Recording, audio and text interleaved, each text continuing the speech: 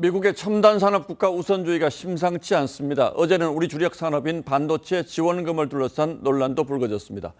지원금을 주겠다는데 왜 논란인지 따져보겠습니다. 자, 홍영 기자, 미국 정부가 반도체 업체들에게 무려 51조 원에 달하는 보조금을 주겠다는 건 얘기잖아요. 그런데 이게 마냥 반길 일은 아니라고요?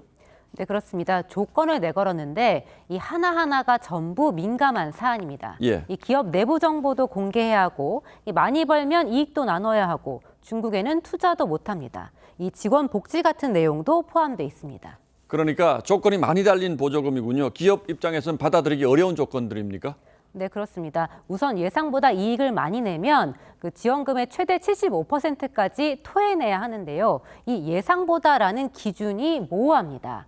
이걸 따지려면 장부를 공개해야겠죠. 예. 또 국가안보기관에 시설 접근권을 제공하라는데 어디까지 보겠다는 건지가 명확하지 않습니다. 그러니까 결국 기업의 모든 영업활동을 다 들여다보겠다는 얘기입니다. 예, 이게 가능한 건지 모르겠습니다. 어쨌든 보조금 받는 순간 중국에 신규 투자도 못한다고요? 네, 맞습니다. 그런데 기존의 공장도 설비 투자가 계속 필요하다는 게 문제입니다. 삼성전자는 중국 시안 공장에서 낸드 플래시의 40%를, SK 하이닉스는 우시 공장에서 D램의 40%를 생산하고 있습니다. 현실적인 걸 따져야 되는데 삼성전자나 하이닉스가 중국에 있는 시설들을 그냥 포기하고 나올 수 있는 만큼의 규모가 아니에요. 이런 상황이라면 사실 보조금 포기하는 게 현실적이고 받지 못하는 상황이라면 과연 삼성전자도 미국에 그런 대규모 투자를 할까? 예, 뭐 보조금 포기하는 건 그렇습니다만 이게 이렇게 해가지고 미국에 공장 짓는 게 현실적으로 가능할까요? 네, 그런데 이제 삼성전자와 SK 하이닉스, 대만의 TSMC가 공장을 짓겠다고 이미 발표를 한 상태인데요. 바이든 대통령은 어제 한국이 이 조건을 받아들일 수밖에 없을 거라고 자신감을 내비쳤습니다. You know, when the Korean company SI said, I was in Korea, South Korea asked them, why were they investing in America? You know what they said for real, the CEO? Because you have the best workers in the world and it's the most secure investment I can make anywhere in the world. 예, 이 문제를 우리 입장에서 보면 어떻게 평가를 해야 할까요?